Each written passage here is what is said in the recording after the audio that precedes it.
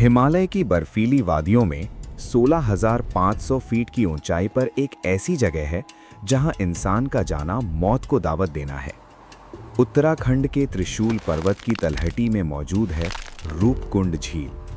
साल के 11 महीने ये झील पूरी तरह बर्फ से जमी रहती है, लेकिन गर्मियों में जब बर्फ पिघलती है तो इस झील का पानी भयानक सच उगलने लगता है।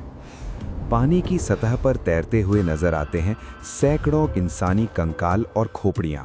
साल था 1942। के माधवाल नाम के एक ब्रिटिश फॉरेस्ट गार्ड गश्त कर रहे थे।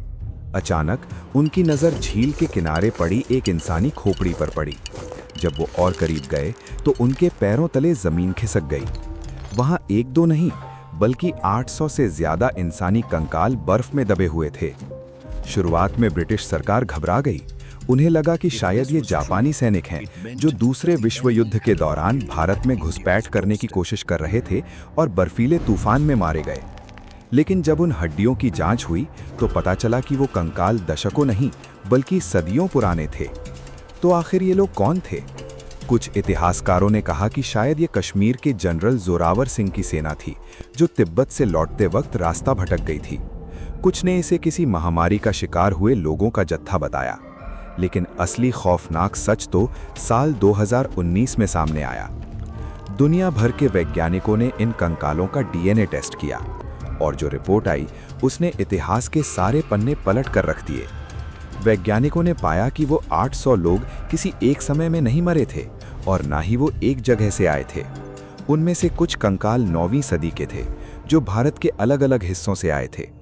लेकिन सबसे बड़ा झटका तब लगा जब पता चला कि कुछ कंकाल भारत से हजारों किलोमीटर दूर ग्रीस यानी यूनान के लोगों के थे, और वो 9वीं सदी के नहीं बल्कि 19वीं सदी के थे। यानी दोनों ग्रुप्स की मौत के बीच 1000 साल का फासला था। हजारों किलोमीटर दूर रहने वाले ग्रीक लोग भारत के इस दुर्गम हिमालयी पहाड़ पर क्या कर रहे थे? स्थानीय लोग इसे देवी नंदा का श्राप मानते हैं। कहानियों के मुताबिक एक घमंडी राजा अपनी गर्भवती रानी और नर्तकियों के साथ इस पवित्र पहाड़ पर गया था। देवी उनके शोर शराबे से क्रोधित हो गईं और आसमान से लोहे जितने कठोर और बड़े ओले बरसाने लगीं।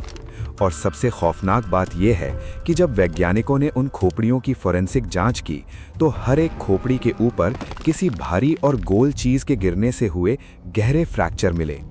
क्या सच में आसमान से मौत बरसी थी या ये किसी डार्क प्राचीन अनुष्ठान का हिस्सा था? रूपकुंड का रहस्य आज भी उस अथाह बर्फ के नीचे दफन है।